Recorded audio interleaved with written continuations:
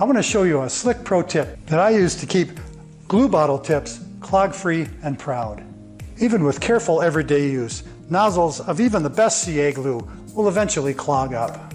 And I learned that a small piece of stiff wire is a great way to unclog those tips so that I can keep working. Using this special pair of dedicated wire bending pliers, I make a small loop about 3/8 of an inch around on the end of a piece of 39/1000 inch diameter music wire. I choose this type of wire because it's tough, which makes forming the loop a little tricky, but it's totally doable. And the stiff wire doesn't buckle in use. Once the loop is formed, I give the wire a sharp bend to form a neat little handle for the nozzle tip cleaning wire. Once the loop is formed, use a pair of side cuts, cut it off about 3 inches long, and use a fine file to clean up the cut end.